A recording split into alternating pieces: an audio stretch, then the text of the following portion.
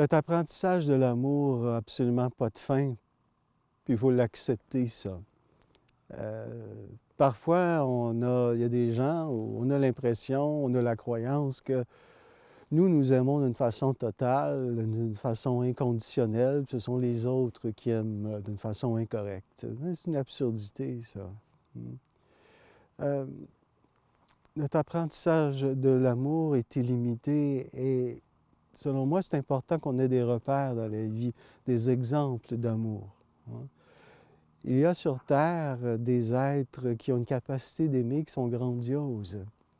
Et si vous pouvez garder ces êtres-là dans votre cœur comme des exemples d'amour, ça va vous donner d'excellents repères.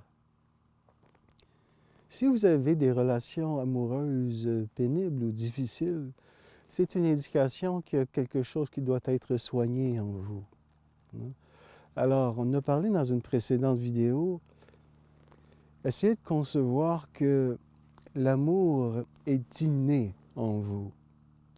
Vous aimez d'une façon totale et inconditionnelle. Votre âme aime de cette façon-là, sauf que votre moi, votre personnalité déforme cet amour.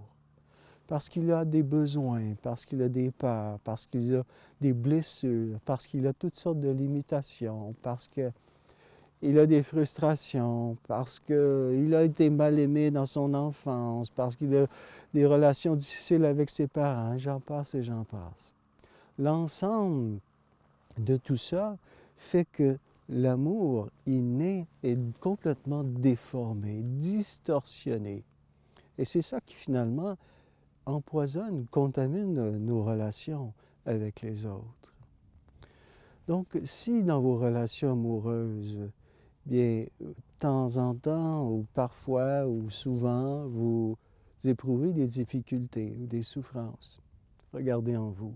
Regardez vos blessures. Regardez ce qui intervient, ce qui bloque l'amour inné. Observez, portez attention à ce que vous portez.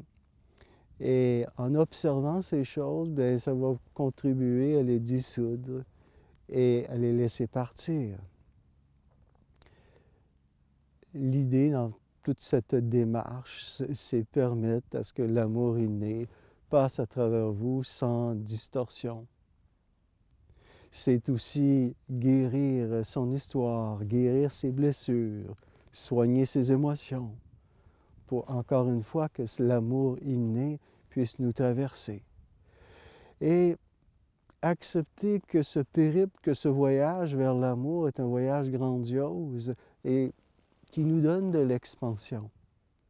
Évoluer, c'est ça, mes amis, c'est d'apprendre à aimer, et ça, à l'infini. Alors, je vous invite à accepter que le voyage vers l'amour est un voyage qui est tout à fait infini.